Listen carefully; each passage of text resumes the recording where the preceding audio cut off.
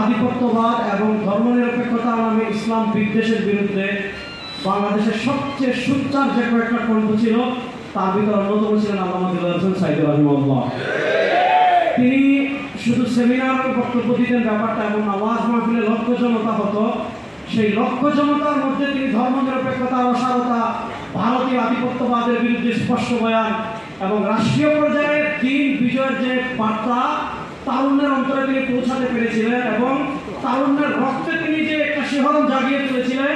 যার কারণে ভারতীয় আধিপত্যবাদ শক্তি তাকে সহ্য করতে পারেন নাই। শহীদ আল্লামা দিলওয়ার হোসেন সাঈদী রাহিমাহুল্লাহ দুনিয়া থেকে চলে গিয়েছেন, কিন্তু তিনি যে ধর্মনিরপেক্ষতার বিরুদ্ধে লড়াই আমাদেরকে শিখিয়েছেন, তিনি যে ভারতের আধিপত্যবাদ বিরোধী লড়াই আমাদেরকে শিখিয়েছেন, বাংলাদেশে যতদিন ইসলাম থাকবে, বাংলাদেশে যতদিন কালেমা থাকবে, বাংলাদেশে যতদিন তাওহীদ এবং রিসালাতের স্লোগান থাকবে, ধর্মনিরপেক্ষতার বিরুদ্ধে আমরা বলবোই বলবো, ভারতীয় আধিপত্যবাদের বিরুদ্ধে আমরা বলবোই বলবো, ভারতীয় আধিপত্যবাদের বিরুদ্ধে আমরা কখনো আপোষ করবো না। আল্লামা সাঈদী রাহিমাহুল্লাহর জীবনের একটা গুরুত্বপূর্ণ দিক কি ছিল? তার বক্তব্যগুলো আপনারা যদি পর্যবেক্ষণ করেন, তার বয়ানগুলো যদি আপনারা পর্যবেক্ষণ করেন,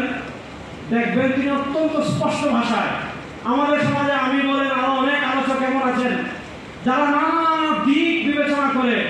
দিন বিজয়ের কথা স্পষ্ট করে বলেন না, ধর্মনিরপেক্ষতার বিপক্ষে স্পষ্ট করে বলেন না, জাতীয়তাবাদের বিপক্ষে স্পষ্ট করে বলেন না, সমাজতন্ত্রের বিপক্ষে স্পষ্ট করে বলেন না, গণতন্ত্রের বিপক্ষে স্পষ্ট করে বলেন না, রাষ্ট্রের সব সেক্টরে একদম রাষ্ট্রীয় পর্যায়ে, অর্থনীতিতে, বিচার ব্যবস্থায়, সব জায়গায় ব্রিটিশ প্রবর্তিত বিচার ব্যবস্থাকে পায়ের তলায় পিষ্ট করে, ব্রিটিশ প্রবর্তিত অর্থনীতিকে পায়ের তলায় পিষ্ট করে আল্লাহ কোরআন এবং নবী করিম সাল্লাল্লাহু আলাইহি ওয়াসাল্লামের আদর্শ বিজয়ের কথা হয়তো অনেকেও বলেন না, কিন্তু বয়ানে স্পষ্টভাবে যে কয়েকজন